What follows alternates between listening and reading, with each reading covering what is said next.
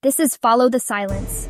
Today we look at a man whose crimes blurred the line between fact and fiction, inspiring Psycho, Texas Chainsaw Massacre, and Silence of the Lambs.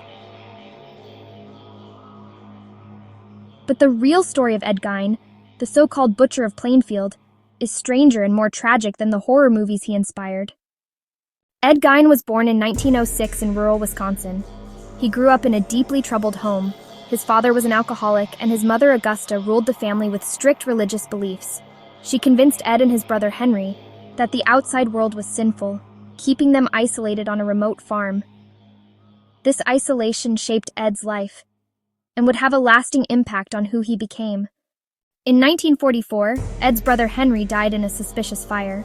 Not long after, his mother also passed away. Her death devastated him. He sealed off much of the farmhouse, preserving her room exactly as she left it. Alone for the first time, Ed withdrew from the world. He became fascinated with strange books and disturbing ideas, slowly retreating deeper into fantasy and obsession. In November of 1957, a woman named Bernice Warden vanished from her hardware store. Police traced the last receipt back to Ed Gein. When investigators entered his farmhouse, they uncovered shocking evidence that crimes had been committed there. It was a discovery that horrified the small town of Plainfield, and soon, the entire nation.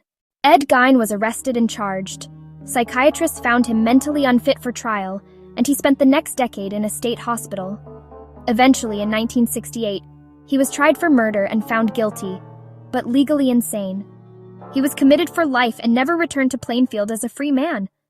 Ed Gein died in 1984, but his story has lived on in pop culture.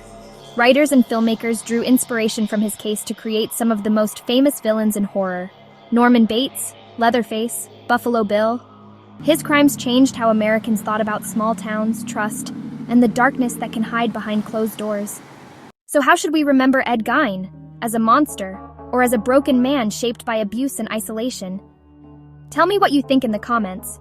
And if you want more stories where true crime and mystery meet, check us out at Follow the Silence, where the quiet hides the darkest secrets.